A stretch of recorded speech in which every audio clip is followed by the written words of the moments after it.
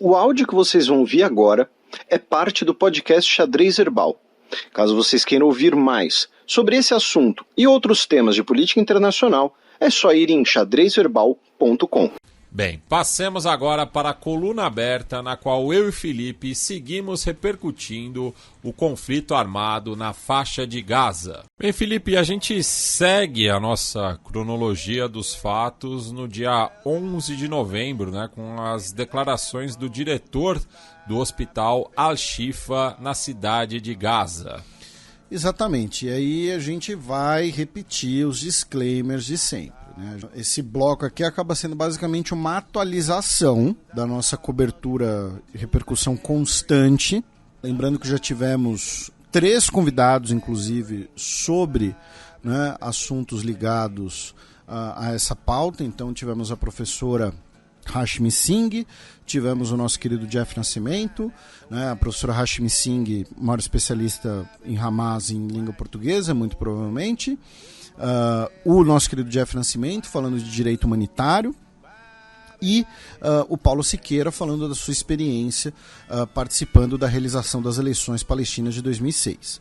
Então, se você chegou agora, né, literalmente, tá, cuidado para não pegar o bonde andando. Então, faltou falar disso, faltou falar daquilo, né, possível que a gente já tenha falado. E além disso, né, a gente também falou desde o início que nós temos 2 programas, né? Nós temos o Fronteiras Visíveis do Futebol sobre a Palestina, temos o Fronteiras Visíveis do Futebol sobre Israel, falando um pouco mais das histórias, né? Porque também não dá para ficar recapitulando tudo. Lembrando que, né, questões como antissemitismo, racismo, islamofobia, todo esse tipo de coisa, né, a gente anda com tolerância zero, tá? Então é isso. Então, como o Matias mencionou, a gente começa esse bloco nesse programa, né, a partir da data, né, pós o último programa, né, o dia 11, quando o diretor do hospital Al-Shifa, e a gente vai falar um pouquinho mais disso daqui a pouco, né, mas já no dia 11 ele disse que o hospital estava completamente isolado, né, completamente cercado. Os Médicos Sem Fronteiras confirmaram isso e afirmaram que pessoas que tentassem entrar ou sair do hospital estavam sendo alvos de tiros, tá, por soldados israelenses. E outra coisa, assim, no Twitter teve uma outra pessoa que virou e falou assim: por que vocês falam as coisas de forma indireta? Não é de forma indireta, é citar a fonte de onde está vindo uma afirmação. Então, quando eu digo, não é o Matias que está dizendo isso, não é para nos eximir como comunicadores, como professores de história, digamos assim, é para dizer, olha só, quem está dizendo isso é o Médicos Sem Fronteiras, porque nem eu nem o Matias estamos lá, tá? Nesse caso, né? Então, o Médicos Sem Fronteiras confirmou essa informação. Também tivemos o cerco do hospital Al-Quds, que também fica na cidade de Gaza. E, no caso, o hospital Al-Quds está abrigando cerca de 14 mil pessoas que foram deslocadas. Tá? O escritório da ONU para questões humanitárias, nesse dia 11, afirmou que 45 palestinos foram deslocados, foram expulsos de suas casas na Cisjordânia, tá? Depois de demolições punitivas por autoridades israelenses. Tá? Para quem não sabe, isso é uma coisa que a gente já repercutiu isso aqui antes, isso é uma política antiga de Israel, inclusive, né? Que começou especialmente como punição a familiares de homens-bomba, né? De ataques suicidas. Então, olha só, se você realizar um ataque suicida, a gente não tem, obviamente, como te punir, como te prender alguma coisa. Então, se você fizer isso, a gente vai demolir a sua casa, a gente vai expulsar a sua família dela, tá? Isso não é propaganda, isso não é invenção, isso é uma política antiga, inclusive, repito, tá? E o mesmo escritório da ONU para questões humanitárias, no mesmo dia, disse que devido à situação de insegurança na faixa de Gaza, todas as operações ligadas a lixo, parte do saneamento do território foram paralisadas, o que poderia facilitar, né, que doenças infecciosas se espalhem rapidamente, como diarreia e até mesmo cólera. Tá? Aí, principalmente, né, fazendo gancho com o nosso programa anterior, no último final de semana, nós tivemos na Arábia Saudita a cúpula, né, emergencial, cúpula extraordinária árabe-islâmica.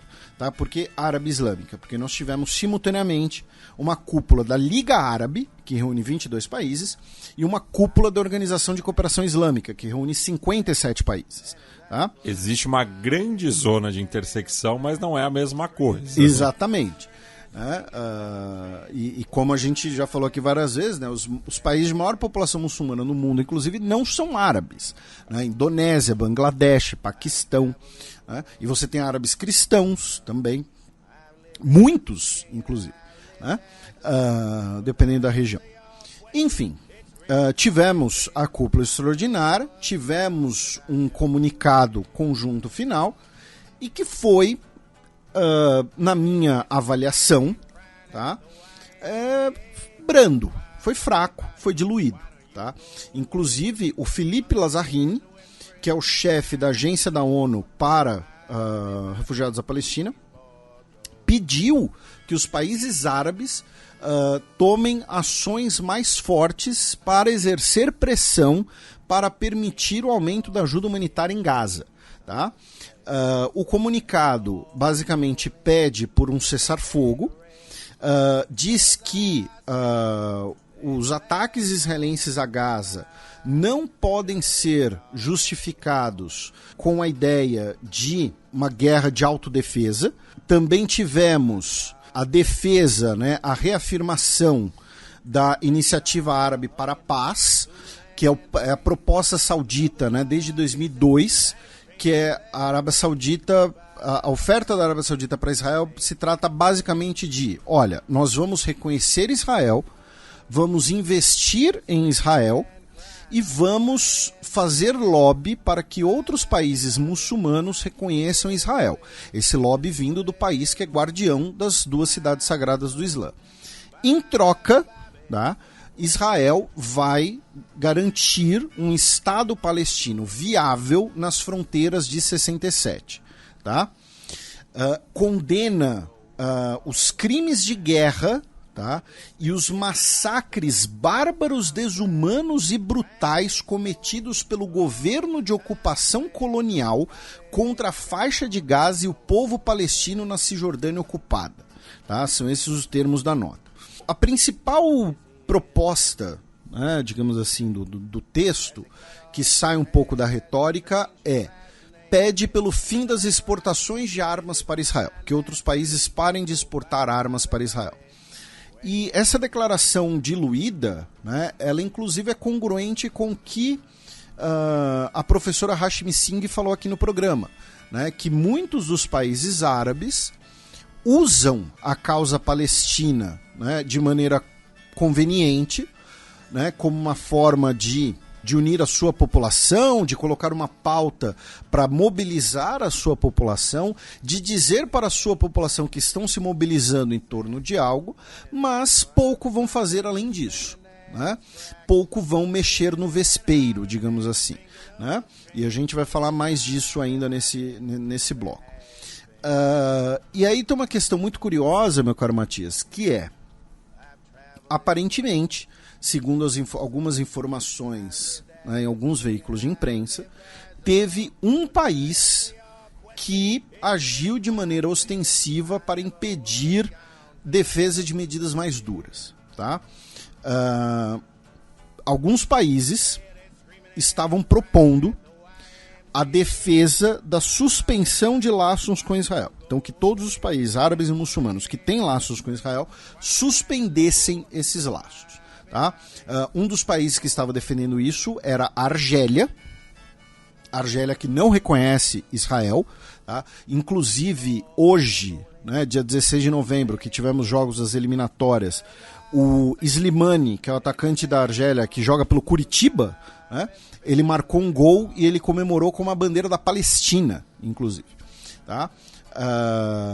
Enfim, a Argélia estaria tentando mobilizar nesse sentido, lembrando que dos países árabes que reconhecem Israel, alguns já retiraram embaixadores, né, como o Bahrein e a Jordânia, porém o Marrocos agiu para impedir grandes demandas contra Israel. Por quê? Provavelmente, se foi o caso. Vamos recapitular aqui um pouquinho. O Marrocos reconheceu Israel durante o governo Trump em uma barganha, né? Qual foi essa barganha? Que, em troca do Marrocos reconhecer Israel, o governo dos Estados Unidos reconheceu o Saara Ocidental como posse marroquina, né? O Saara Ocidental, que é 80% do território, mais ou menos, é ocupado pelo Marrocos, né? Que reivindica a posse em laços históricos, dizendo que fazia parte do antigo sultanato do Marrocos, antes da presença espanhola, enfim. E o território do Saara Ocidental é rico em recursos naturais, especialmente fosfato, que é um minério essencial para os fertilizantes e que muito provavelmente vai se tornar também importante para a indústria de baterias elétricas. Tá? E o Marrocos é, hoje, tá, o maior produtor de fosfato do mundo, especialmente a partir do território do Saara Ocidental.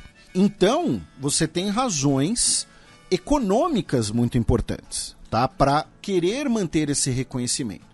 Segundo a The Atlantic, hoje 70% das reservas conhecidas de fosfato estão sob posse marroquina. Tá? Então, provavelmente é por isso que o Marrocos agiu. Tá? E aí vamos lembrar uma coisa também que a gente já comentou aqui no programa. Né?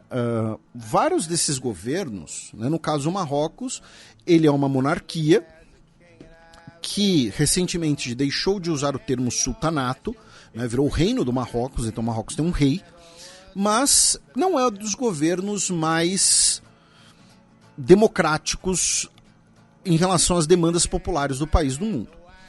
E como ocorre em vários desses países, você tem muitas vezes uma dissonância em relação ao governo e à população. E a gente já falou aqui disso várias vezes, especialmente quando você trazia mais de uma vez, no âmbito da Copa do Mundo que foi realizada no Catar, né, e o Marrocos realizou a melhor campanha de uma seleção árabe e de uma seleção africana até hoje.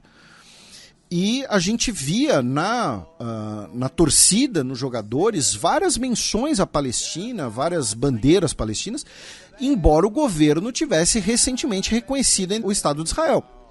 Né?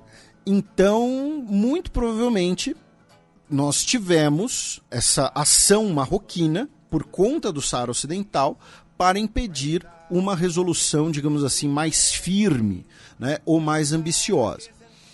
Outra questão que é muito importante é que a resolução, e vocês podem ver o texto dela na íntegra, tá? No site, por exemplo, do Ministério de Relações Exteriores da Arábia Saudita.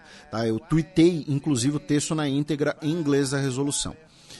Ela não é muito explícita sobre o futuro da faixa de Gaza. E esse é um problema que nós temos hoje muito evidente. Por quê? Porque, obviamente, a prioridade é um cessar-fogo. A prioridade é a paz, né? Ao menos que momentânea. Mas ninguém está falando, pouca gente está falando, pelo menos em público, do futuro da faixa de Gaza. Então, você vai ter o quê? Você vai ter o Fatah, a Autoridade Palestina, você vai ter uma força multinacional da ONU, você vai ter ocupação israelense, você vai ter uma presença árabe mais forte, enfim, não está decidido. E aí, logo depois da conferência, o Netanyahu disse que Israel vai sim ocupar a Gaza por uma questão de segurança, dizendo que não vai existir Hamas, não terá uma autoridade civil que eduque as suas crianças a odiar Israel, a destruir o Estado de Israel. Não pode existir uma autoridade que pague as famílias de assassinos. Tá? Então ele disse que Israel vai ter o controle completo, tá, da faixa de Gaza por um tempo indeterminado. Isso no dia 12. E aí no dia 13, o rei da Jordânia, que é uma pessoa que é vista às vezes com um sentido um pouco dúbio, né, por alguns atores internacionais árabes, islâmicos e palestinos, tá? Até 3 grupos separados, tá? Os árabes, os muçulmanos e os palestinos, tá? Ele é visto com desconfiança por partes desses 3 grupos. Ele disse que a Jordânia não irá aceitar qualquer plano de Israel para ocupar a faixa de Gaza. Aí, meu caro Matias, vamos para o dia 12, quando um dos chefes do Programa de Desenvolvimento da ONU, Joachim Steiner, disse que as instalações da ONU em Gaza foram atingidas, tá? Inclusive com mortos. Também, o mesmo escritório da ONU afirmou que diversos hospitais em Gaza foram atingidos diretamente e que hospitais estão explicitamente garantidos as proteções específicas segundo a lei humanitária internacional. E aí a gente vai repetir brevemente a explicação do Jeff. Se o Hamas esconde armas em um hospital, ele está incorrendo num crime. Se Israel ataca o hospital afirmando que ali tem armas do Hamas, isso é outro crime. São 2 crimes, tá? Um não anula o crime do outro, tá? É importante mencionar isso. Incluindo, nesse dia, nós tivemos o fechamento, né, da seção de cardiologia do hospital de Al-Shifa, né, na cidade de Gaza, que foi destruído como parte da ofensiva terrestre israelense. O porta-voz da Unicef, Toby Fricker, afirmou que diversos bebês na ala de bebês prematuros do hospital morreram ou estavam correndo risco de vida devido à falta de eletricidade, tá? E o Crescente Vermelho da Palestina afirmou que o hospital de Al-Quds não estava mais operacional. Na frente norte, nesse dia 12, nós tivemos 18 israelenses feridos em ataques de mísseis do Hezbollah, tá?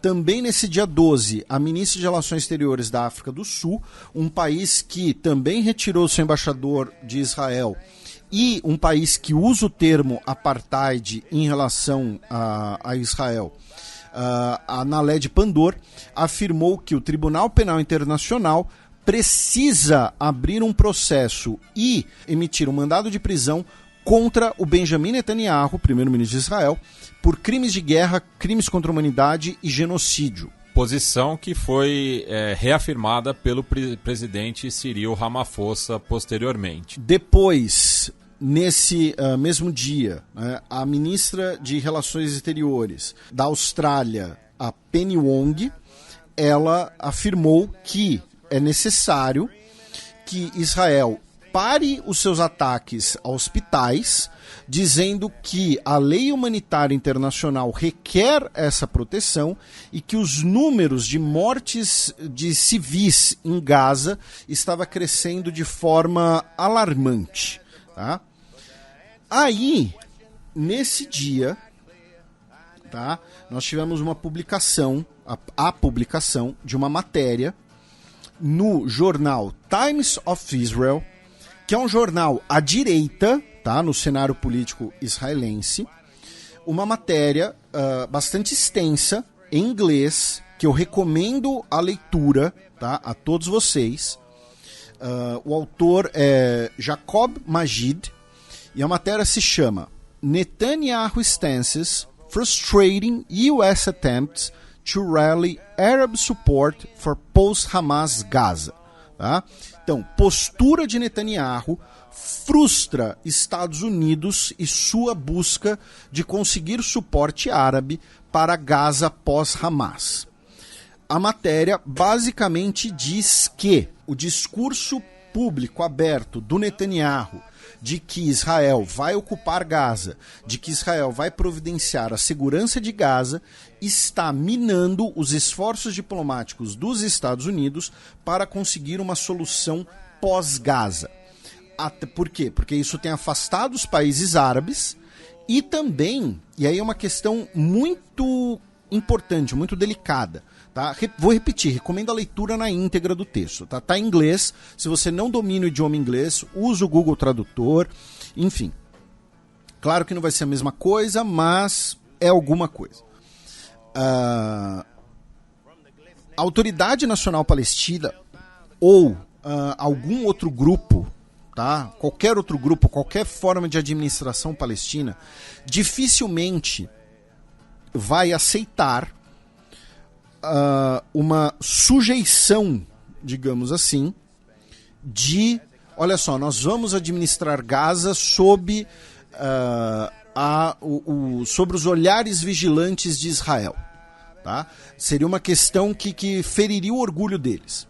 Você tem na Cisjordânia, é importante mencionar, né? A gente já explicou aqui, mas vamos lembrar, na Cisjordânia nós temos 3 tipos diferentes de áreas, tá? A, B e C. As áreas B são as que têm administração civil palestina e segurança israelense. Mas isso foi acordado lá em 1994, quando o ambiente político era completamente outro. Tá? Então, hoje, isso seria muito mais visto como ali a ideia de, olha só, nós estamos colaborando, né, com uma nova ocupação israelense. Tá? O que esses grupos, esses administradores palestinos, enfim, dificilmente aceitariam. Então, é uma leitura bastante curiosa, bastante importante, que eu recomendo. Tá? E o Antony Blinken teria mantido contatos com o governo israelense para esclarecer, digamos assim, essas declarações de uma ocupação israelense em Gaza, tá? Do tipo, olha só, a gente está tentando fazer uma solução, vocês vão lá, falam um negócio e, né, acaba com todos os esforços. Passando para o dia 13, tá? Tropas israelenses ocuparam o Conselho Legislativo Palestino de Gaza, né, o parlamento local, um prédio que era utilizado pelo Hamas desde 2007. Nesse dia, a mesquita Al-Salam, que fica em Sabra, foi destruída. Tá? Segundo as estimativas da ONU, são 60 mesquitas já destruídas. Também no dia 13, a Secretaria-Geral da ONU ordenou que todos os escritórios da ONU, todas as representações de todos os braços da ONU colocassem a bandeira da organização a meio mastro em memória dos, até aquele momento, 101 funcionários da ONU mortos em Gaza em ataques aéreos israelenses. Tá? A agência da ONU, no dia 13, para refugiados palestinos, disse que a marinha israelense atingiu um dos seus abrigos em Rafah. Rafah é a cidade que fica bem no sul da faixa de Gaza, na fronteira com o Egito, onde tem a passagem, com um detalhe. Segundo a agência da ONU para refugiados palestinos, a marinha israelense, tá, as autoridades israelenses, na verdade, têm as coordenadas desses locais. Tá? Então, olha só, aqui tem um abrigo da agência da ONU, tá? Não disparem aqui, não atinjam aqui. E mesmo assim, você teve 3 disparos. No norte, tá? As forças dos Estados Unidos atingiram alvos dentro da Síria, tá? 2 alvos na Síria, ligados à Guarda Revolucionária Iraniana. Tá? Afirmando que seriam ali depósitos de munições, inclusive. Uma coisa interessante que a gente já comentou aqui em outras ocasiões. A Rússia, basicamente, tem quase todo o controle aéreo dos céus sírios. Tá? Você tem aviões russos patrulhando a Síria, você tem sistemas antiaéreos russos na região, embora hoje menos. Né? Você tem aviões, né? Pelo menos um avião radar russo continua na Síria operando. Então é muito possível que esse ataque, tá, da Força Aérea dos Estados Unidos tenha sido ao menos, né, avisado, tá, aos russos que esse ataque ocorreria, tá, para evitar ali alguma desinteligência, algum problema. E aí nesse dia 13, meu caro Matias, de novembro, o Hospital de Al-Shifa e o Hospital de Al-Quds anunciaram que estavam suspendendo as suas operações. Tá? Quem repercutiu isso foi a NPR, National Public Radio dos Estados Unidos. Tá? E o complexo do hospital de Al-Shifa, que é o maior hospital da faixa de Gaza, ele foi e está cercado, tá, por tropas israelenses, tá, que estão, inclusive, né, fazendo operações, né, em inglês raids, né, estão fazendo batidas, digamos assim, dentro do complexo hospitalar, pouco a pouco. Nós tivemos vídeos publicados, inclusive nas redes sociais das Forças Armadas israelenses, né, dessas operações. Uma delas, inclusive, gerou uma polêmica, porque ele logo depois foi desmentido por diversas fontes de informação. Especialmente você tinha um militar israelense falando em inglês. Ele mostra um papel na parede, né? Que seria um calendário. Não, que seria o nome, o revezamento dos terroristas do Hamas em vigiar os reféns. E que na verdade era um calendário, eram os dias da semana em árabe. Aí ele mostra o que seria ali uma área onde ficariam os reféns, mas que na verdade era apenas a cozinha do hospital, enfim. E como a gente fala aqui desde o primeiro programa, o Matias lembrou desde o primeiro programa, né? Numa guerra, a primeira baixa é a verdade, você sempre vai ter propaganda, né? E a propaganda faz parte do jogo, tá, gente? O que a gente tem que evitar aqui é justamente evitar repercutir propaganda. Inclusive, tem ouvinte que às vezes fica bravo com a gente porque a gente não faz isso, né? Tem ouvinte que quer ouvir propaganda e vocês não vão ficar ouvindo propaganda aqui, tá? Entendo como quiser. E aí você tem essas diversas, como eu disse, batidas, digamos assim, israelenses no hospital. Um vídeo que foi publicado no jornal Guardian, inclusive, soldados israelenses entram em uma ala do hospital e pedem para que todos os homens com 16 anos ou mais levantem suas mãos e se apresentem, né? Para eles serem eventualmente, né, averiguados, né, usando um termo, né, do jargão do noticiário policialesco, né?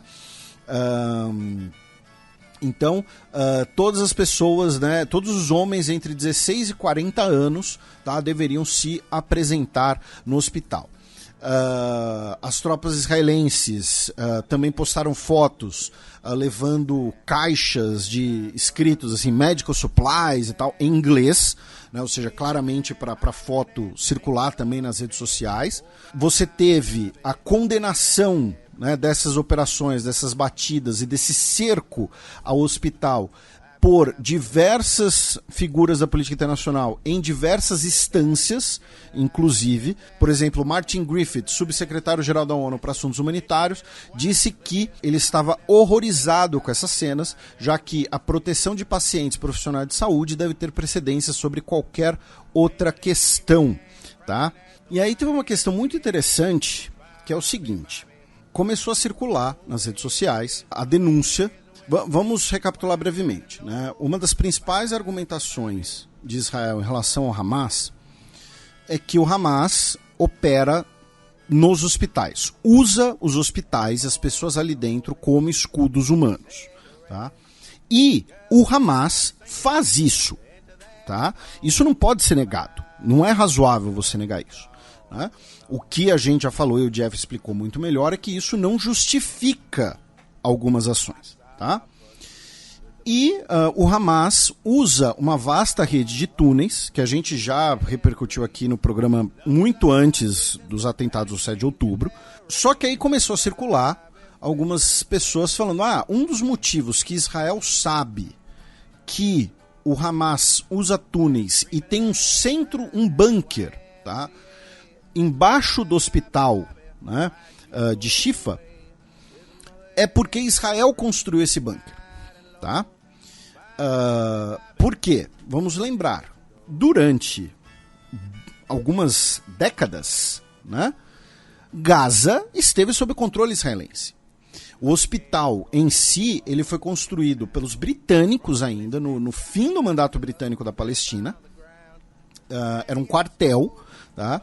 E durante décadas ele foi ocupado, operado por israelenses. E aí começou, né? Isso daí é verdade, não é? Essa denúncia, tá. E aí eu fui dar uma pesquisada rápida sobre isso hoje mesmo, tá? Tem uma matéria do jornal Haaretz, tá? de 12 de janeiro de 2009, escrita pelo Amos Harel, que se chama assim: Hamas Leaders Hiding in Basement of Israel-Built Hospital in Gaza. Os líderes do Hamas se escondem em porão de hospital construído por Israel em Gaza. E a matéria cita, inclusive, o então chefe do Shin Bet, que é a agência de inteligência interna de Israel, o Yuval Diskin, afirmando que na década de 1980, quando Israel construiu o prédio número 2 do complexo hospitalar, esse prédio número 2 tem um bunker e túneis embaixo dele, construídos por Israel. Tá? Segundo a matéria, quando Israel construiu esse bunker ele servia como o centro administrativo e a lavanderia do hospital. Tá? Mas o fato é, existe um bunker debaixo desse prédio, onde o Hamas possivelmente opera, ou se líderes do Hamas se escondem, e Israel sabe disso porque Israel que construiu esse bunker. Então começou a circular essa denúncia, digamos assim, e você tem sim indícios de que é isso que ocorre. Novamente, tá? Isso é explicar, não é justificar alguma coisa. Mas então, a certeza, né, o Hamas está ali embaixo desse prédio, desse prédio, é porque Israel tem, inclusive, possivelmente, toda a planta do prédio. Então, isso colabora, né, para essa troca de acusações e de suspeitas. Tá? E uma notícia, né, do cerco do hospital de Al-Shifa, uma notícia extremamente trágica e inaceitável para qualquer país civilizado, tá? Tá ouvindo, senhor Netanyahu? 43, ao menos, tá? 43 pacientes do hospital morreram sem oxigênio, tá? Devido ao fim do suprimento de oxigênio. A fonte disso não é o Hamas. A fonte disso é uma reportagem da rede ABC dos Estados Unidos. Tá? Então, nós temos agora esse cerco ao hospital, que se torna uma situação, em todos os aspectos, delicadíssima e absolutamente indefensável. Porque, por mais...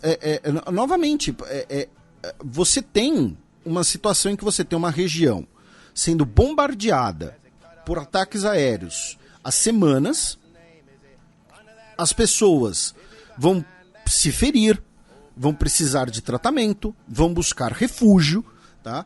Então, você tem uma prioridade muito clara ali, tá? E daqui a pouco a gente vai colocar outras pessoas que falaram sobre isso. Nesse dia, né, voltando à nossa cronologia, nesse dia 13, nós tivemos um grande protesto na França, com mais de 180 mil pessoas nas ruas, contra o antissemitismo.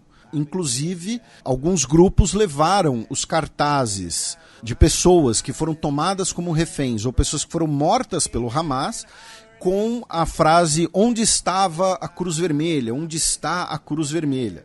Né, acusando a Organização Internacional da Cruz Vermelha de supostamente ser anti-Israel ou pró-Hamas, né, alguma coisa assim.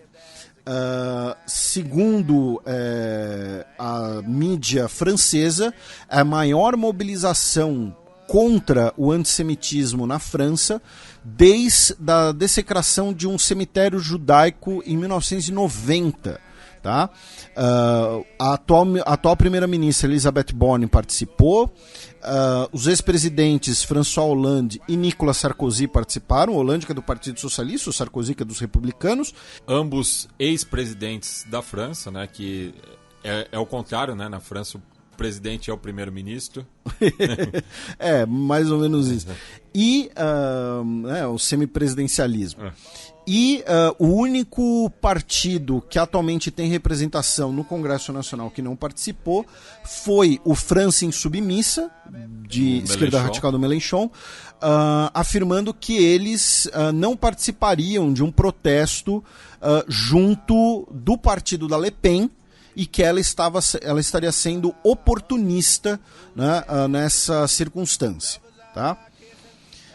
Aí, nesse dia, né, 13, nós cruzamos o Canal da Mancha e foi o dia que tivemos a demissão da então ministra do Interior, Suella Braverman.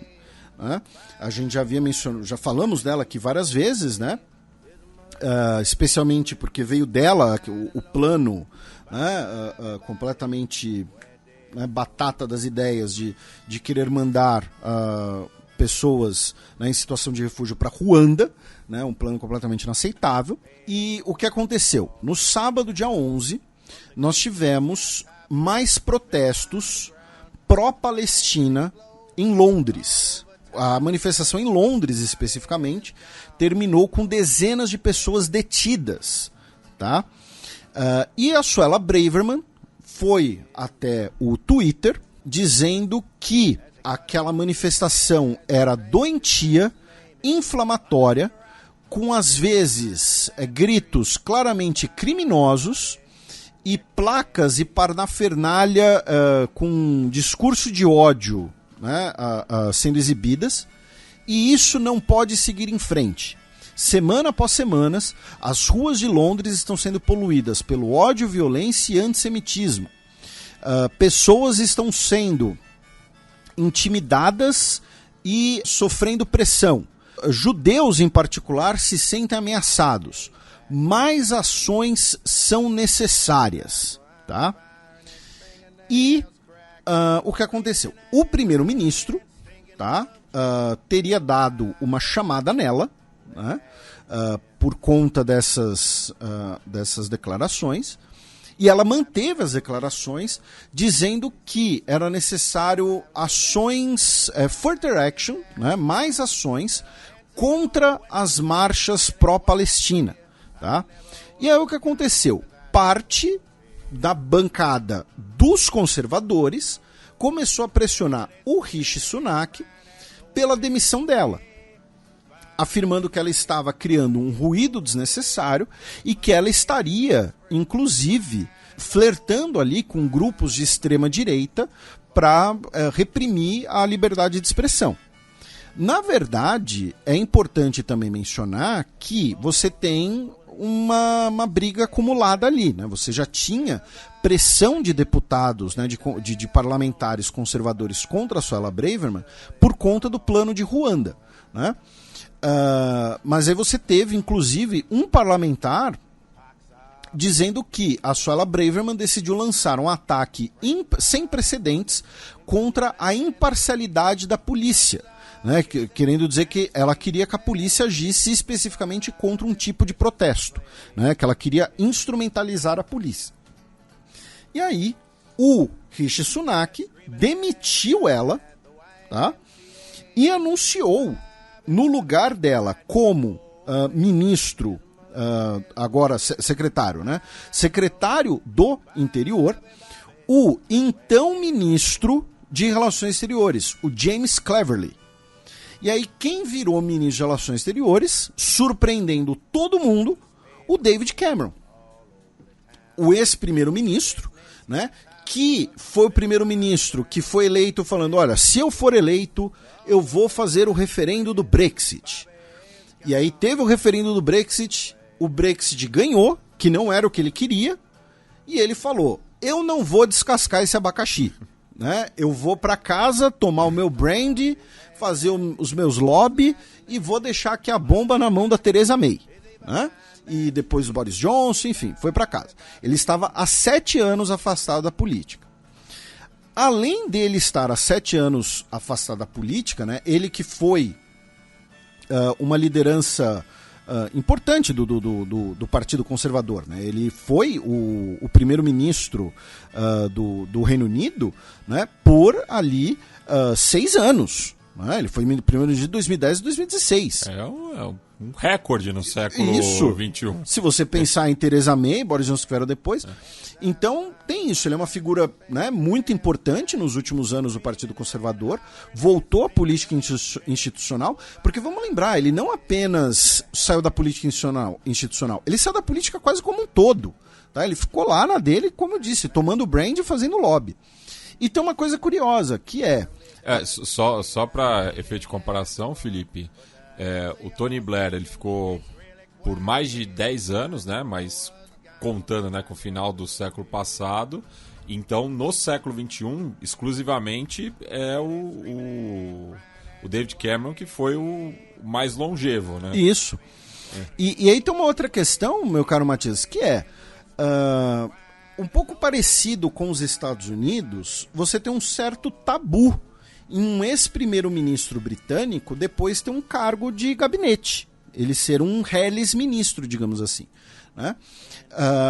Tanto é incomum que o próprio site do governo do Reino Unido fez uma matéria nesse último dia 14, digamos assim, em tom de curiosidade, né? O site gov.uk, né? Chamada British Prime Ministers Who Return to Government.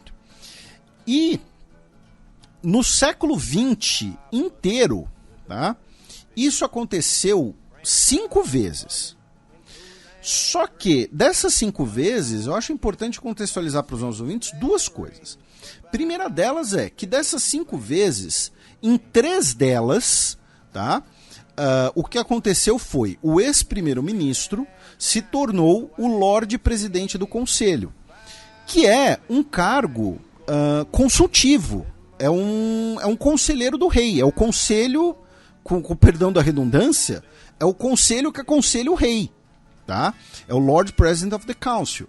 Então é uma figura, ele tem nível de gabinete, tá? Mas é uma figura, ele não tem tantos poderes executivos, é um órgão consultivo. Tá? Foi o caso do Neville Chamberlain, foi o caso, né, o Neville Chamberlain, que é muito conhecido pelo início da Segunda Guerra Mundial, o caso do James Ramsay MacDonald, na década de 1920, e o caso do Stanley Baldwin, que antecedeu o James Ramsay MacDonald. Tá? Então, desses 5 casos, 3 é um cargo simbólico. E em 2 vezes, você teve com o Arthur Balfour, né, o mesmo Balfour da Declaração de Balfour, né, que foi premier em 2002 a 2005, e depois ele se torna tanto o Lorde do Almirantado quanto o Secretário de Relações Exteriores, e o próprio caso do Neville Chamberlain. O que esses 2 casos têm em comum? O Arthur Balfour ele se torna Secretário de Relações Exteriores durante a Primeira Guerra Mundial, quando você tem a formação ali de um governo de união nacional, um governo de emergência, assim como o Neville Chamberlain, né, depois que ele deixa de ser primeiro-ministro. Então, eram situações excepcionais. Tá? Então, no século XX inteiro, basicamente, só dá para dizer que uma vez você teve um ex-primeiro-ministro que voltou para um cargo do gabinete executivo fora de uma situação de guerra, que foi o Alec Douglas Home, que ele foi primeiro-ministro de outubro de 63 a outubro de 64, de forma interina, ainda por cima, tá? Ele era do Partido Conservador, e depois ele se tornou ministro de Relações Exteriores de 70 a 74.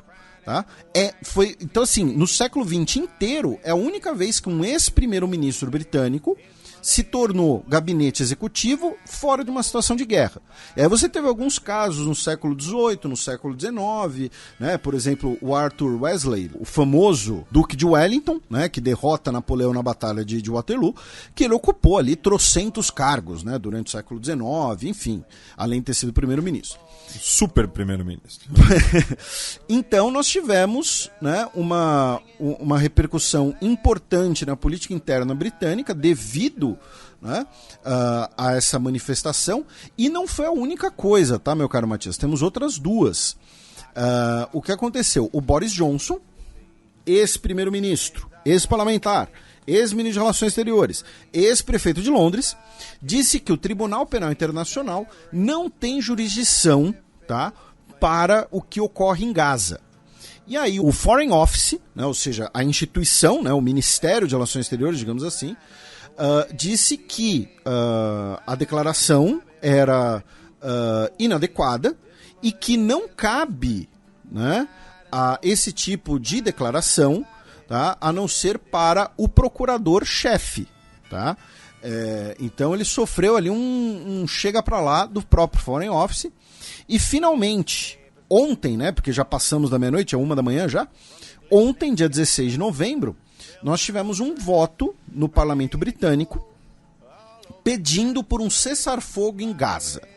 A proposta foi feita pelo Partido Nacional Escocês, né, cujo líder atual, né, que é o ministro-chefe da Escócia, é o Humza Yousaf, que é de origem paquistanesa, é muçulmano, e a esposa dele é palestina, cuja família é de Gaza, e você teve esse voto, e tanto o Partido Trabalhista quanto o Partido Conservador falaram, olha só, para votar contra essa moção aí, tá? Não vamos mexer nesse vespeiro, era basicamente isso, tá? Porém, você teve 56 deputados do Partido Trabalhista votando, 56 parlamentares, né, do Partido Trabalhista, votando pelo pedido urgente, tá, de um cessar-fogo em Gaza. Então você também tem uma divisão dentro dos partidos, dentro do parlamento. Tá? Porque, vamos lembrar, o fato, né, de no Reino Unido você ter dois, né, partidos grandes historicamente, tradicionalmente, né, faz com que os partidos, né, tenham diferentes alas. Então, dentro do Partido Conservador, você vai ter, né, deputados mais à esquerda, você vai ter deputados mais à direita, enfim. Então, ainda tivemos esse impacto na política institucional britânica. Aí, meu caro Matias, a gente entra no dia 14, quando o Benjamin Netanyahu afirmou que as forças israelenses completaram o cerco da cidade de Gaza. O chanceler israelense, né, o ministro de Relações Exteriores de Israel, o Eli Cohen, disse que o Antônio Guterres não merece ser o chefe das Nações Unidas. Ele disse assim, como todas as nações livres do mundo, o secretário-geral deveria dizer em alto e bom som, livrem Gaza do Hamas. Todos dizem que o Hamas é pior que o Estado Islâmico. Por que ele não diz isso? Porque o Guterres voltou a pedir por um cessar-fogo, né, e falou da perda de vidas civis. Também no dia 14, os Estados Unidos anunciaram mais uma leva de sanções contra pessoas ligadas ao Hamas. Também no dia 14, as Forças Armadas israelenses afirmaram que estavam coordenando o envio de incubadoras para a faixa de Gaza, com o objetivo de transferir bebês, bebês recém-nascidos principalmente, para zonas mais seguras. Também no dia 14, o Netanyahu afirmou que derrotar o Hamas é importante para deter o Hezbollah. E vamos lembrar vou lembrar aqui uma coisa que eu ouvi, tá, da boca de um oficial militar israelense em 2016, quando eu estava lá. Uma guerra contra o Hezbollah não era questão de se, mas questão de quando. E o Hezbollah é muito mais forte que o Hamas. Tá? Então, até por isso, o Netanyahu também exibe essa preocupação. E tem a questão geográfica que a gente já explicou aqui. E, inclusive, tivemos um ataque a jornalistas, né, próximo da fronteira do Líbano, na cidade de Yarun, né, que foi registrado por um câmera da Al Jazeera. Também nesse dia, um porta-voz das Brigadas Al-Qassam, né, que é o braço armado do Hamas, o Abu Ubaida, afirmou que o Hamas e Israel chegaram a negociar uma troca de reféns e o estabelecimento de uma trégua de 5 dias. Tá? Tudo isso mediado pelo Catar. Ele disse que houve um esforço do Catar para libertar mulheres e crianças israelenses em troca de 200 crianças palestinas e 75 mulheres detidas pelos ocupantes. Tá? Porém, palavras dele, isso foi suspenso. Também nesse dia, infelizmente, foi confirmada, né, que uma das vítimas dos ataques terroristas do Hamas no dia 7 de outubro foi a ativista canadense-israelense Vivian Silver. Como eu mencionei, ela era uma ativista pela paz, especialmente pelo diálogo entre mulheres israelenses e mulheres palestinas. Tá? Ela nasceu, como eu mencionei, no Canadá, e ela fundou, dentre várias iniciativas, né, a organização Women Wage Peace, ou seja, Mulheres Fazem a Paz, e também era uma das diretoras do B'Tselem, né, que é uma das principais organizações em Israel para direitos humanos. Tá? Ela, inclusive, ela acreditava, né, ela defendia o modelo dos kibbutzim socialistas, né, os kibbutz socialistas, e isso aqui eu já mencionei aqui também, né, muitas pessoas às vezes confundem o superficialismo, né, você tem vários tipos de kibbutz hoje, né, o kibbutz ele surge como uma organização de modelo socialista, porém hoje você tem vários modelos de kibbutz, né, mas hoje ainda cerca de 20% segue o modelo socialista. A grande característica dos kibbutz socialistas é o fato de que as crianças são criadas coletivamente, né? Elas não são criadas dentro de suas casas, tá? Quando elas têm uma determinada idade, agora não me lembro qual a idade, elas vão para o alojamento das crianças, tá? E elas são criadas coletivamente. Então ela era uma ativista pela paz, né? E a morte dela foi confirmada e tragicamente, brutalmente, né, um dos motivos da morte dela ter demorado a ter sido confirmado é pelo fato da demora na confirmação da identificação dos restos mortais.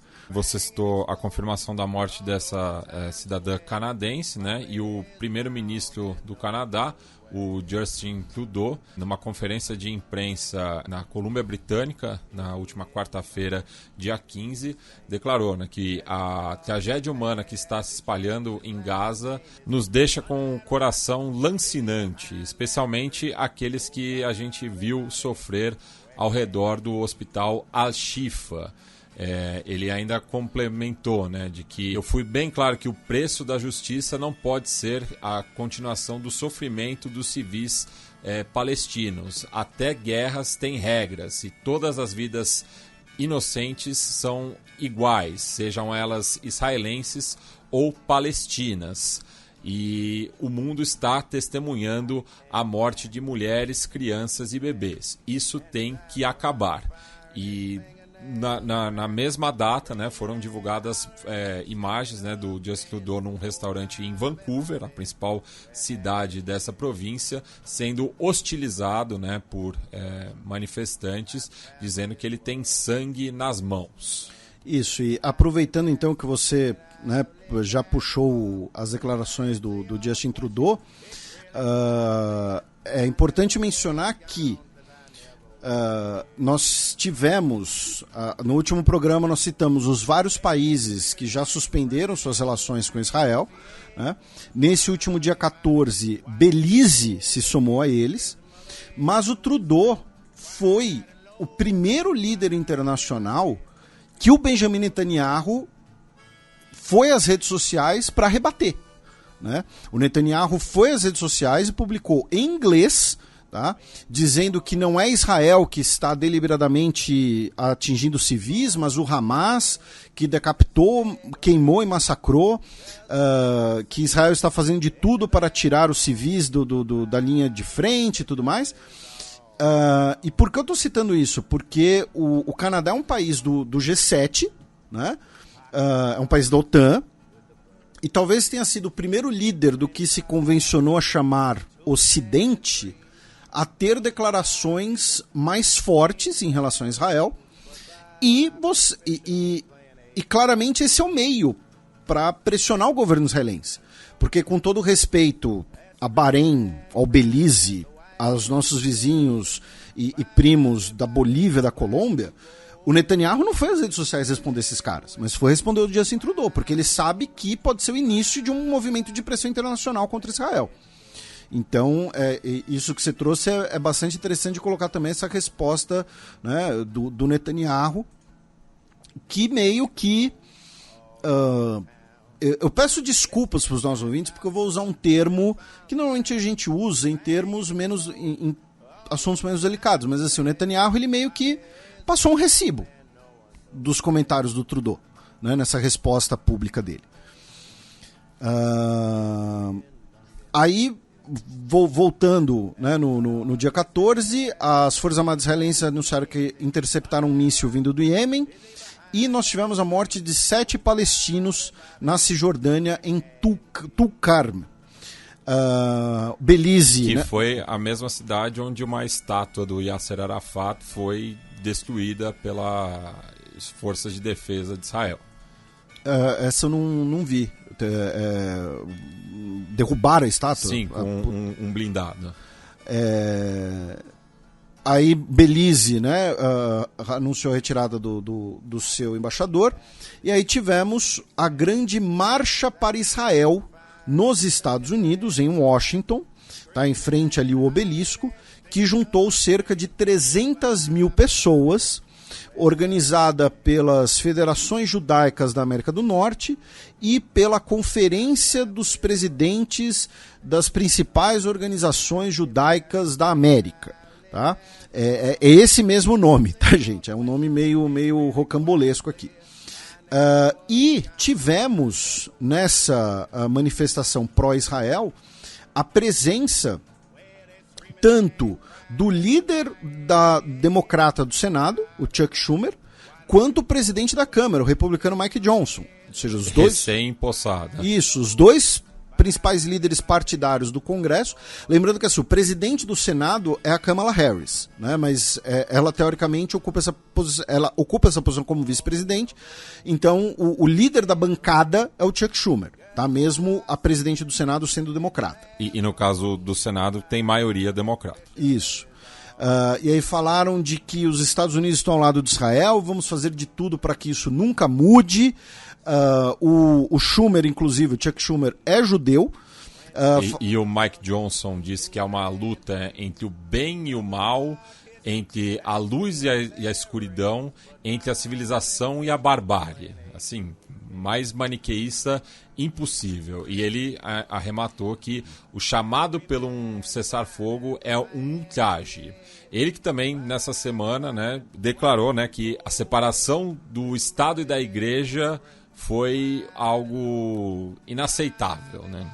Thomas Jefferson discordaria dele. Pois é. Né? O discordaria do Maga Mike. E esse discurso que ele repetiu é o discurso oficial do Netanyahu, né? Do gabinete Netanyahu. E aí a gente vai falar um pouco, a gente falou da repercussão na política britânica, né? Aí a gente falou da questão do Trudeau, então agora a gente vai falar um pouco da repercussão na política interna dos Estados Unidos. Por quê? Porque você tem novamente uma espécie de dissonância, não entre o Biden e a população dos Estados Unidos. Porque muito provavelmente, né, a maioria da população dos Estados Unidos apoia o apoio do governo dos Estados Unidos ao Estado de Israel. Porém, pensando no eleitorado dele, especialmente nas últimas eleições, o Joe Biden, ele está, digamos assim, contrariando parte do próprio eleitorado. E a gente já falou disso aqui.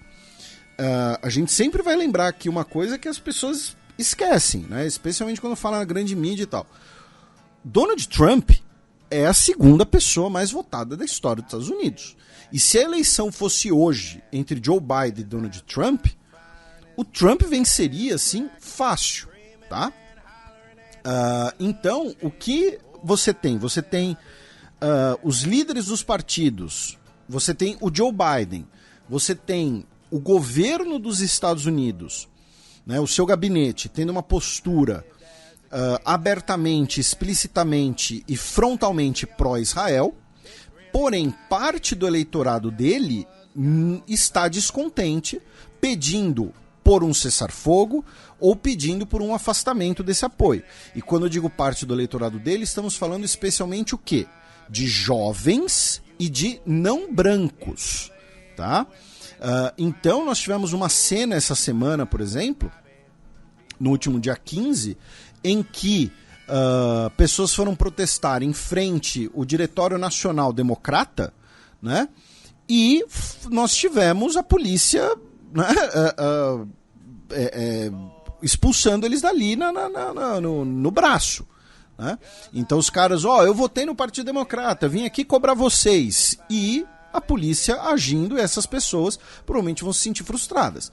Junto com isso, o Financial Times publicou um levantamento dizendo que apenas 14% dos eleitores dizem que a vida econômica do país melhorou sob Biden e que 68% disse que as políticas econômicas do Biden prejudicaram a economia dos Estados Unidos ou não tiveram impacto.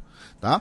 O Financial Times é um veículo ligado ao mercado, né? Ele é fundado no Reino Unido. Então, assim, ele não tem exatamente, obviamente, ele não vai ter uma postura, digamos assim, próxima dos ideais do Biden, né? do Blue Collar Democracy, né? Da Great Society, do Roosevelt, né? E tal. Já expliquei aqui que o Joe Biden é fanboy do Franklin Delano Roosevelt.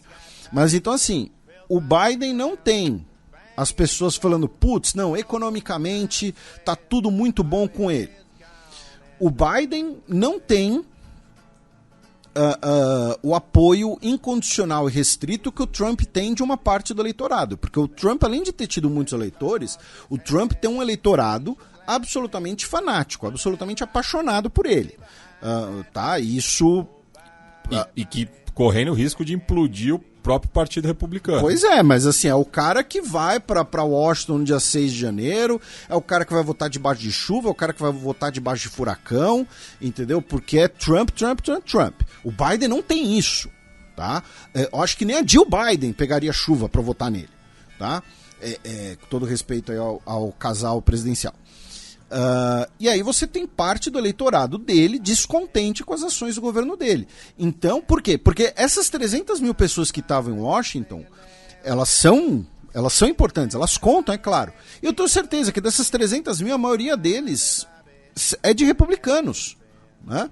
Então, assim, eles não vão se ver seduzidos, digamos assim, pelas ações do Joe Biden.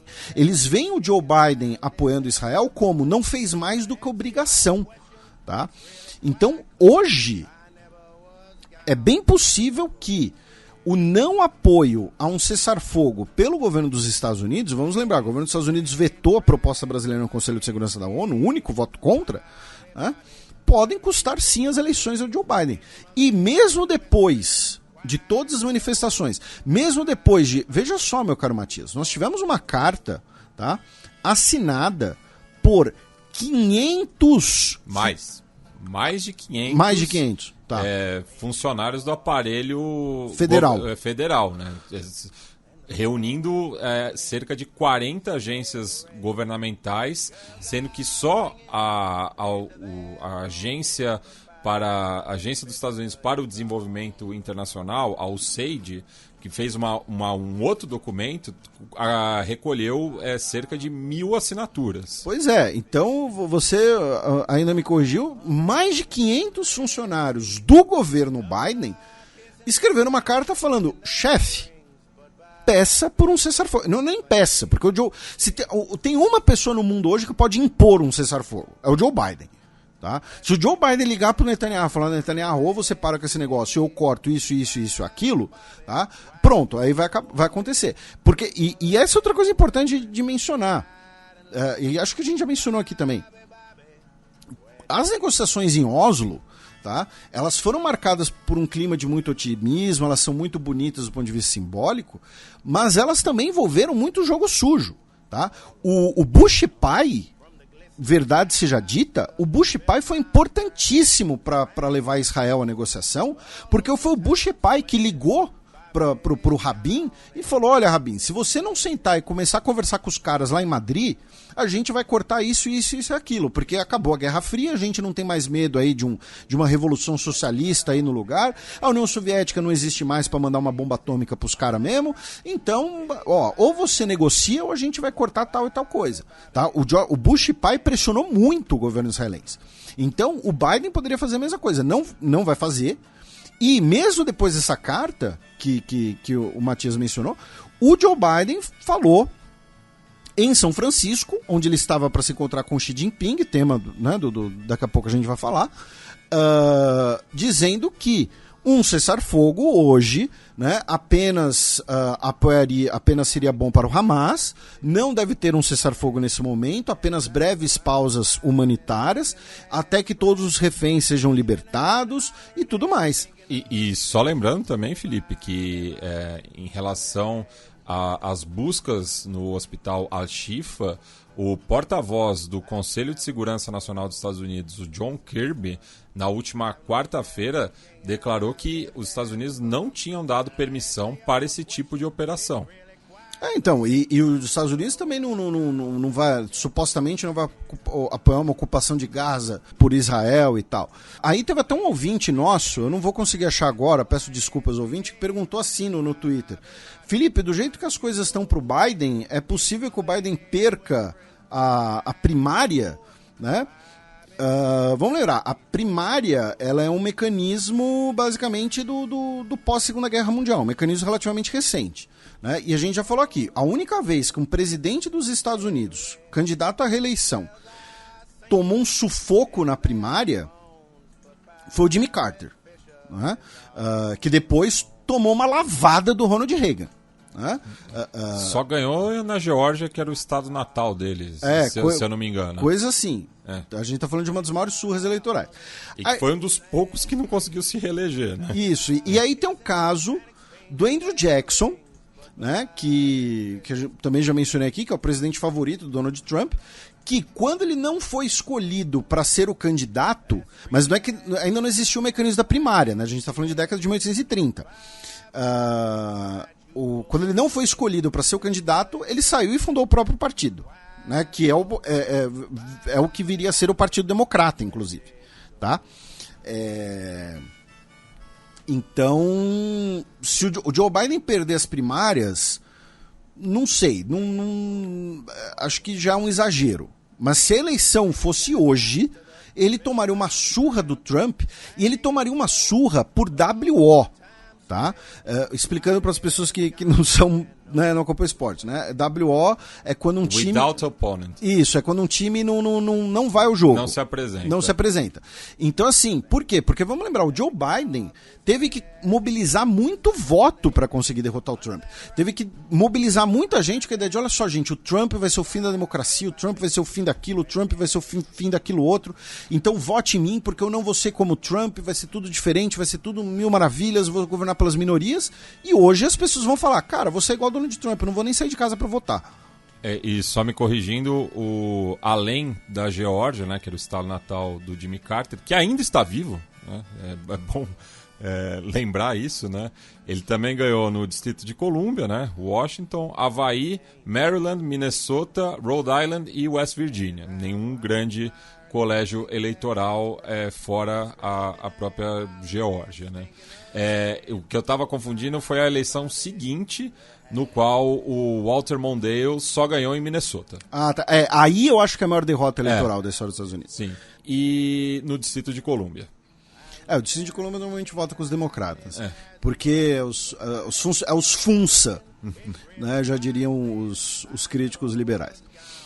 Aí, meu caro Matias, ainda no dia 14, a gente vem para o Brasil, né, já que foi o dia que, felizmente, né, chegaram os 32 brasileiros e brasileiros com dupla nacionalidade, né, em Brasília, né, foram recebidos pelo presidente Lula, né, junto ali com uma comitiva. Tinha o Celso Amorim, tinha o comandante da FAB, salvo engano também, né? Enfim, tivemos ali os discursos, imagens muito bonitas, né? As crianças ali reencontrando o seu pai, né? E aí a gente vai falar um pouco, né, atualizar um pouco da repercussão aqui no Brasil, né? Começando pelo fato de que várias dessas pessoas, se não todas, né, dessas pessoas foram repatriados. E vamos lembrar, repatriados, trazidos de volta à pátria, tá? O camarada se chama Hassan Rabi, mas ele é brasileiro, tá? Ele é seu compatriota. Se você se diz um patriota, você tem que apoiar os seus compatriotas, tá? Independente da origem. Independente, ainda mais num país americano. Nós somos um país americano, tá? Nós somos um país formado por pessoas que, além dos indígenas, por muitas pessoas que vieram de outro lugar. Muitas delas forçadamente, como as pessoas que vieram do continente africano, e outras que vieram em diversas levas migratórias de diversos países e regiões do globo, tá? E ele assim como, né, outras pessoas que vieram, afirmaram que vão processar as pessoas que estão ameaçando e atacando eles nas redes sociais, incluindo a deputada federal Carla Zambelli, do PL aqui de São Paulo, que acusou o Hassan de compartilhar mensagens pró-terrorismo em suas redes sociais. Aí vamos para outro aspecto desse retorno. O presidente Luiz Inácio Lula da Silva, no aeroporto, ele falou assim: se o Hamas cometeu um ato de terrorismo e fez o que fez, o Estado de Israel também está cometendo vários atos de terrorismo ao não levar em conta que as crianças não estão em guerra, ao não levar em conta que as mulheres não estão em guerra, ao não levar em conta que eles não estão matando soldados, estão matando junto crianças. E tem a destruição de tudo que as pessoas levam décadas para destruir.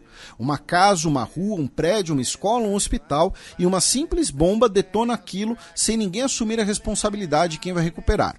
Ele mencionou o número de crianças vítimas, né, que são cerca de 5 mil, e as cerca de 1.500 crianças desaparecidas. Ele também disse que estou percebendo que Israel parece que quer ocupar a faixa de Gaza e expulsar os palestinos de lá. Isso não é correto e não é justo.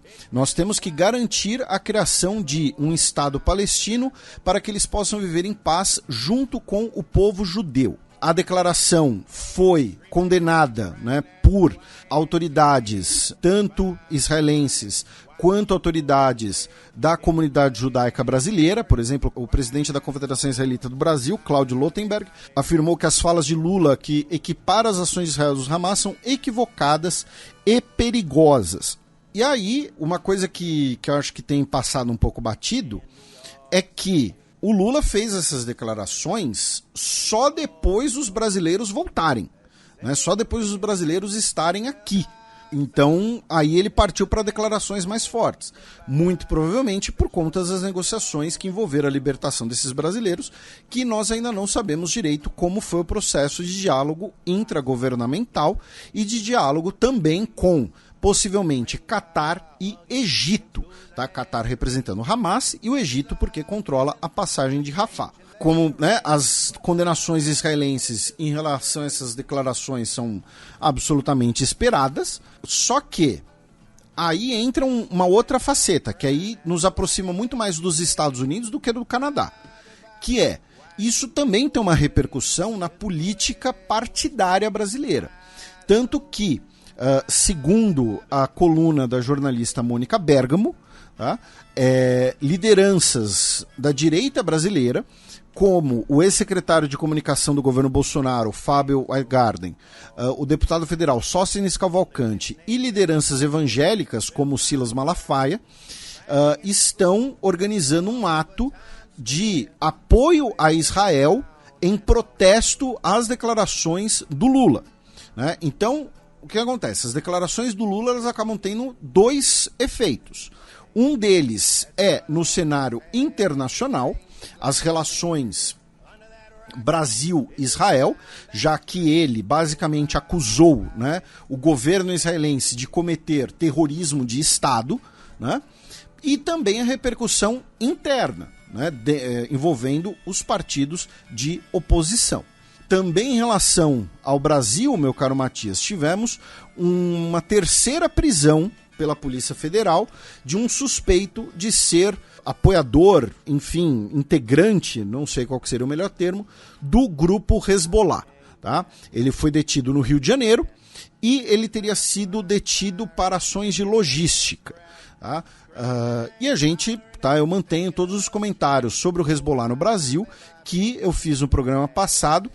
E uma coisa, a gente comentou, né, no programa passado sobre o ataque da AMIA, né, que foi realizado muito provavelmente pelo Hezbollah / Irã em 1994. Porém, nós também tivemos, em 1992, né, o atentado contra a embaixada israelense em Buenos Aires, que deixou 29 pessoas mortas. E só que quem assumiu, né, esse atentado foi a Organização da Jihad Islâmica Libanesa, né, que era uma milícia xiita e que ela foi em parte absorvida pelo Hezbollah. Tá? Então, eu estou fazendo essa contextualização porque teve um ouvinte nosso, também no Twitter, que lembrou desse atentado, agradecemos, e falou, esse atentado também foi do Hezbollah.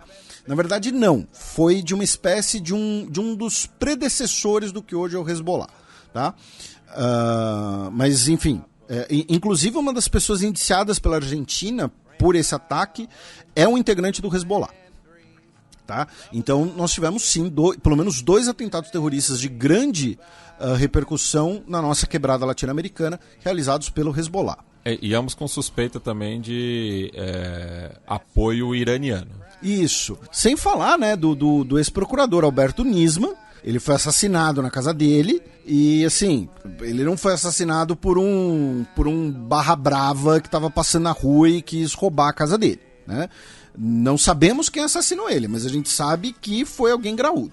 Aí, meu caro Matias, vamos para o dia 15, tá? Quando o primeiro caminhão com combustível entrou na faixa de Gaza pelo Egito desde o dia 7 de outubro. Também nesse dia 15, o New York Times publicou uma matéria de autoria de Neil Collier e Malachi Brown, afirmando que na sexta-feira, dia 10... né, os nossos ouvintes vão se lembrar, né? Sexta-feira, dia 10, foi quando caíram foguetes no pátio do hospital Al-Shifa, né? O mesmo hospital que a gente falou várias vezes já nesse programa. E aí foi aquela coisa, eram foguetes israelenses ou eram foguetes da Jihad Islâmica Palestina que falharam e caíram no hospital. O New York Times publicou uma matéria afirmando que as evidências apontam para foguetes de Israel, tá? Enfim, uma matéria relativamente extensa que foi publicada em português pela Folha de São Paulo. No dia 15, o prédio do parlamento de Gaza, que a gente mencionou, foi demolido por Israel. Também no dia 15, no aspecto internacional, a Reuters afirmou que o Catar estaria mediando a libertação de 50 reféns que estariam em posse do Hamas em troca de um cessar-fogo de 3 dias. Tá? E também no dia 15, também a Reuters afirmou que o governo iraniano teria, no início do mês de novembro, avisado ao Hamas que não entraria numa guerra aberta, numa guerra deflagrada contra Israel. Tá?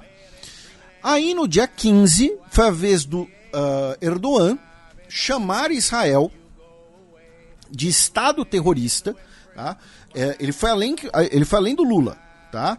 O Lula disse que Israel cometeu atos de terrorismo. Né? Ele disse que Israel é um Estado terrorista, tá? Que Israel é um Estado fascista, tá? E que o Hamas não é terrorista, mas um partido político e um grupo pela libertação nacional. Ele disse que Netanyahu é um desertor, tá? Um desertor do diálogo, né? E que Israel precisa confirmar se tem ou não bombas nucleares devido às ameaças feitas recentemente. No caso do Erdogan, eu vi muita gente entusiasmada com essas declarações, né? E o Erdogan, ele claramente está usando a questão palestina, né, para propaganda de si e do seu governo, tanto externa quanto interna. Né? Externamente, ele se projeta ali como a grande potência islâmica do Mediterrâneo, digamos assim, e internamente ele mobiliza não apenas a população muçulmana, lembrando que o Erdogan apoia a Irmandade Muçulmana, né? O Erdogan várias vezes ele faz em público, né, o gesto da Irmandade Muçulmana, que é apresentar a mão, né, com a palma virada para frente, mas também os milhões de árabes, especialmente de origem síria, que hoje estão refugiados na Turquia. Então o Erdogan está usando isso para fazer um monte de propaganda. Aí quando ele fala, né, quando o Erdogan fala que Israel é um Estado fascista, me lembrou, na época das eleições, né, tinha aquele filtro de foto de perfil, né, e aí que tinha mães antifascistas. Então, tinha mães antifascistas, palmeirense antifascista, São Paulino antifascista, e fizeram fascista antifascista. É o Erdogan. né? O Erdogan chamar alguém de fascista, eu não vou... Veja, eu não estou entrando no mérito da declaração, tá? O que eu estou falando o Erdogan, ele não tem absolutamente moral nenhuma para falar isso de alguém.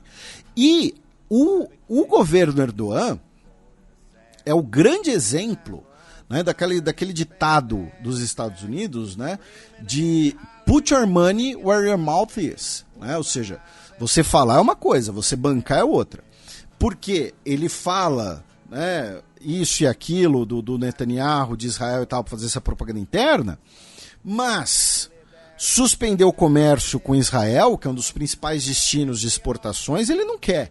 Né? Suspender o comércio de Israel, que refina muito petróleo para a Turquia, ele também não quer. Suspender a compra de tecnologia militar para os projetos militares turcos, ele não quer.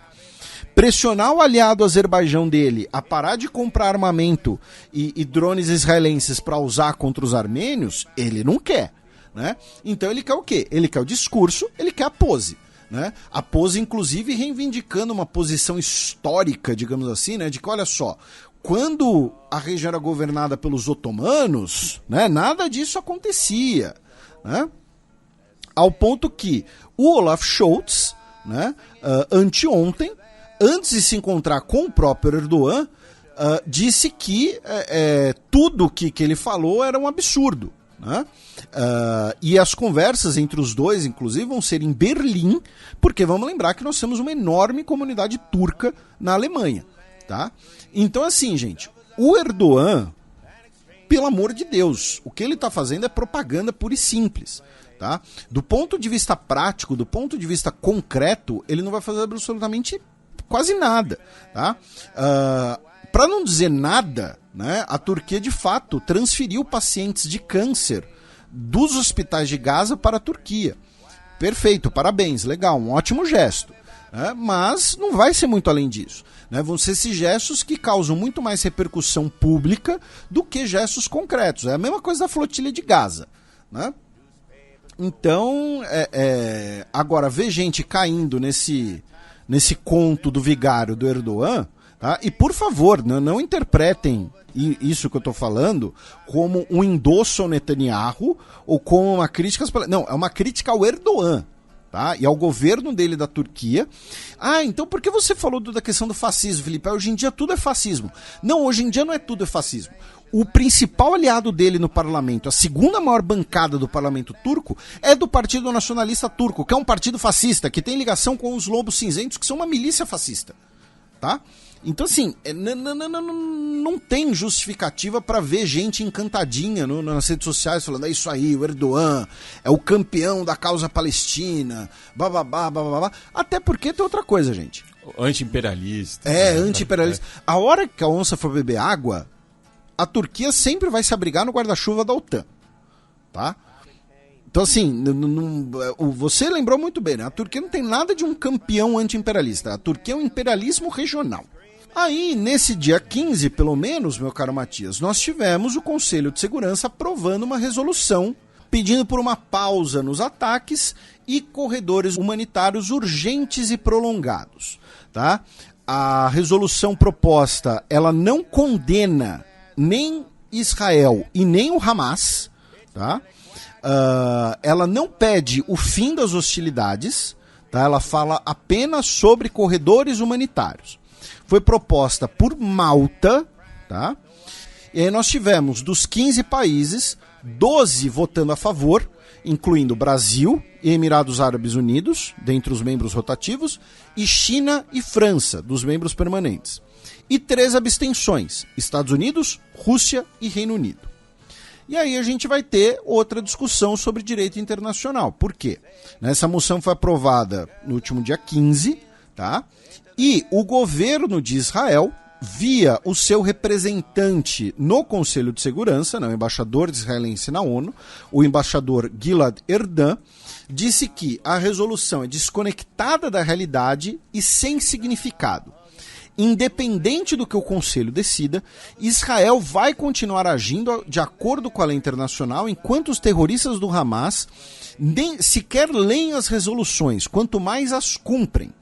É infeliz que o Conselho continue a ignorar, não a condenar ou sequer mencionar que o massacre que o Hamas realizou no dia 7 de outubro, que levou à guerra em Gaza. É realmente vergonhoso. A estratégia do Hamas é de deliberadamente deteriorar a situação humanitária na faixa de Gaza e aumentar o número de baixas palestinas para motivar a ONU e o Conselho de Segurança a pararem Israel. Isso não vai acontecer. Israel vai continuar a agir até o Hamas ser destruído e os reféns retornarem. E também tivemos, né, nas Nações Unidas uma votação condenando os assentamentos ilegais de Israel na Palestina e na Síria, no qual tivemos 7 países votando contra, no caso Estados Unidos, Canadá, Hungria, Ilhas Marshall, Micronésia e Nauru. E algumas abstenções que chamam mais atenção Paraguai, Equador, Panamá, Guatemala, aqui na nossa quebrada latino-americana, Tchequia e Geórgia na Europa, Costa do Marfim, Camarões, Sudão do Sul e Malawi na África e Papua Nova Guiné. E aí, meu caro Matias, dessas declarações do embaixador israelense na ONU, a gente pode tirar 2 coisas. A primeira delas, e aí a gente já falou disso aqui em outras circunstâncias, essa comparação e tal. Quando ele fala, olha só, o Hamas sequer lê a resolução, quanto mais a cumpre, então a gente vai continuar agindo. É a mesma coisa que o cara que diz, não, por que o policial tem que cumprir regras e o bandido não? Né? Comparando, sabe, fazendo, claro, cada uma na sua devida esfera. Porque é assimetria. Isso, para ele, o Hamas é um grupo terrorista. Então, obviamente, que o que ele considera um grupo terrorista não vai cumprir as mesmas determinações que um Estado. Tá? Então, a própria argumentação dele é baseada numa premissa falha. E segundo, e aí vai entrar uma discussão de direito internacional nas próximas semanas muito revigorada, que é, vamos lembrar, o Conselho de Segurança das Nações Unidas é um órgão que tem autoridade, mandato e poder para que as suas resoluções sejam vinculantes. Vinculante é o termo bonitinho para obrigatório. Se você não cumpre uma resolução do Conselho de Segurança da ONU, você pode ser alvo de sanções. Vai acontecer com Israel? Não, não vai. Porque qualquer sanção que chegar no Conselho de Segurança da ONU vai ser barrada pelos Estados Unidos. Mas, se fosse Costa Rica dizendo que não vai cumprir uma determinação do Conselho de Segurança da ONU, ela seria alvo de sanções. Tá? Se fosse o Uruguai, se fosse o Paraguai, seria alvo de sanções. Então, assim, a resolução do Conselho de Segurança da ONU não cabe você dizer, não, isso daí a gente não vai cumprir. Ela é obrigatória, ela é vinculante, justamente. Tá? Ainda no âmbito da ONU, nós tivemos uma carta, tá? De autoria de mais de 2 dezenas de relatores de direitos humanos da ONU, afirmando que as graves violações cometidas por Israel contra os palestinos apontam para um genocídio em formação, tá? E para um incitamento genocida de destruir o povo palestino sob ocupação. Tá? Alguns dos signatários, segundo o Jamil Chad, são a Francesca Albanese, né, que talvez seja o nome mais conhecido, Mary Lawlor, Irene Khan e a Dorothy Strada Tank. Tá? Nessa quinta-feira também nós tivemos pelo menos 3 cidadãos portugueses que morreram em Gaza após um ataque aéreo israelense. E o governo brasileiro, viu, o presidente Lula emitiu uma mensagem de pesar ao governo português e pediu rapidez, pediu emergência nos processos de repatriação. O Joseph Borrell o chefe da diplomacia europeia. Ele se encontrou com o ministro de Relações Exteriores de Israel, o Eli Cohen. Ele está em Israel, ele visitou o kibbutz Be'eri, onde pelo menos 85 pessoas foram mortas no dia 7 de outubro, e ele disse que Israel precisa ser defendido, mas um horror não justifica o outro. Civis inocentes, inclusive milhares de crianças, estão morrendo nas últimas semanas. Eu entendo seus medos e sua dor. Eu entendo a sua raiva, mas não hajam consumidos pela raiva. Tá? Também nessa quinta-feira, Israel jogou pelo ar panfletos pedindo para as pessoas saírem de uma parte da cidade de Khan Yunis, que fica mais ao sul da faixa de Gaza, ou seja, são muitas dessas pessoas que são pessoas que já chegaram lá vindas de Gaza. Tá? Também nessa quinta-feira, dia 16, um soldado israelense foi morto perto de Jerusalém em um ataque terrorista que foi reivindicado pelo Hamas e deixou outras 5 pessoas feridas, enquanto os 3 terroristas foram mortos. E, finalmente, também nessa quinta-feira, dia 16, o Canal 12, que é a maior emissora de televisão israelense, divulgou a sua primeira pesquisa eleitoral desde o início da guerra. Quem repercutiu isso, a gente repercute aqui, é o nosso querido João Quatz Miragaia. E eles trouxeram informação de que, se só nós tivéssemos uma eleição hoje, o Benny Gantz, que é líder do campo republicano, né, que fez parte ali do azul e branco, hoje triplicaria a banca com 36 assentos. O Yesh Atid, do Yair Lapid, cairia de 24 para 15. E o Likud, do Netanyahu, cairia de 30 para 17 cadeiras. Ou seja, o Benny Gantz venceria com margem a atual eleição.